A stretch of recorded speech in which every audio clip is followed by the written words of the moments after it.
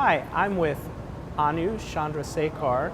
She is the Director of PMO for Legal Operations at AIG.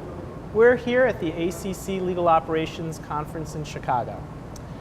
Anu, the first question I want to ask you about is your background. You've been at many big financial institutions doing project management work. How did you transition from that into specifically legal operations? So it probably started about 10 years ago when I was asked by the Chief Privacy Officer of JP Morgan to come in as the project management resource for her.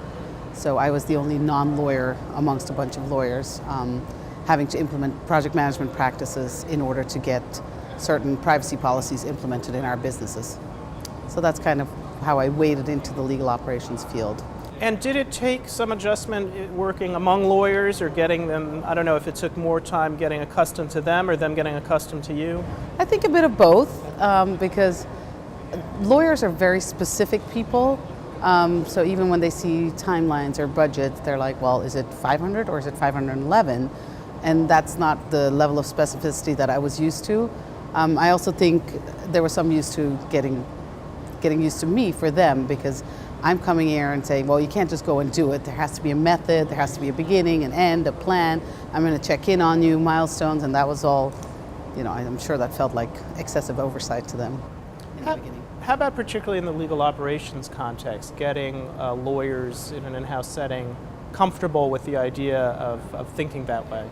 I think I've been lucky because when I joined AIG's legal operations group, they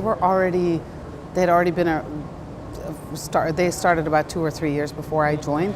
So people were very familiar with project management and process management and analytics and metrics gathering, so that they knew that these are not just things that we do for fun. There's a point to it. We're trying to make your life better, easier, faster, etc.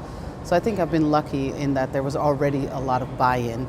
And for that, I think there's a lot of hard work done by other people that we got to benefit from. And what is how do you apply project management in this setting? What is it that you're doing?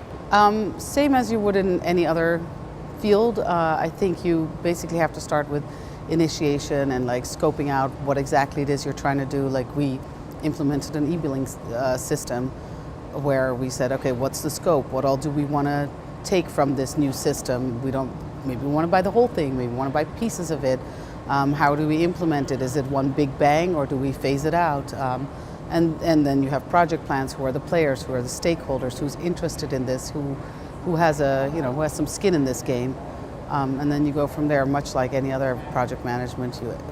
And going forward, how do you see your role evolving? Are all the projects going to be done? Is there more to do? Sure. No, there's always more to do, but I think I see the role of project managers in general evolving into becoming more strategic advisors, where we're not just saying, okay, I have all these milestones, did you do it? What date did you do it by this date?